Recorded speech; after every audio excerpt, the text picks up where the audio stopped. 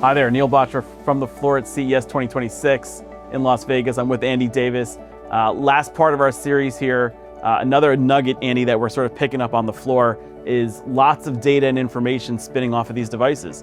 People are learning more about what's going on with them. They're getting information that may prompt them into the system.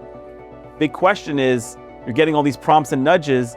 Is there anywhere to go with that? Do these folks know how to navigate the system? And is that actually fruitful for the system when someone's showing up saying, hey, my sleep's a little bit off, or something's wrong with my breathing, or my heart rate variability is wacko? Like, yeah. Where are we going with this? Or is this a bridge to nowhere? Well, and I would say the fruitful element is really important. Like, if I think about the system, it is 100% valuable to engage these individuals. Because let me give you a couple of things. As we did the research around the paper, what we found is the influence of lifestyle is so critical to the acquisition of disease, right? And I think there's a lot of elements that people think your genetic code drives everything and your risk and propensity to acquire diseases, but that's not true. It's true in cases. Right? I have a genetic risk profile that puts me at more risk for dementia. Mm-hmm. But guess what? 35% of my acquisition of Alzheimer's is based on lifestyle. Right? And that's for the everyday average person. It's 65% for cancer, it's 80% for diabetes. Some cases it's not as much, it's 8% for mental health.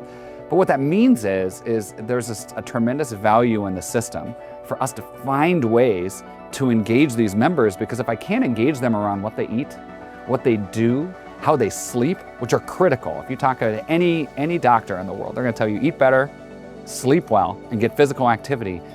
Us finding the ability to reach and give them a modality that works for them is critical at getting the savings we've talked about. Yeah, and you know, over the years, we've talked from a future of health perspective, this is moving from rule of thumb health to N of 1 health, right? And what you just did is then gotten very specific on disease states and the amount that's controllable versus not controllable. So to me, what that means is the system has to respond in kind, knowing that, hey, I can only control so much when it comes to mental health. I'm gonna need different therapies and different ways of engaging, versus potentially cancers where a lot more of that may be in my control, as wild as that sounds, right? And that's a pretty radical departure from, I think, the way most of us think about health, where we think about it as this big bolus of stuff that's very consistent. There's enormous segmentation here and radical inconsistency, disease state to disease state. Yeah. And we said this on the panel yesterday, which was a great panel. We talked about like the peanut butter effect. You can't peanut butter this stuff.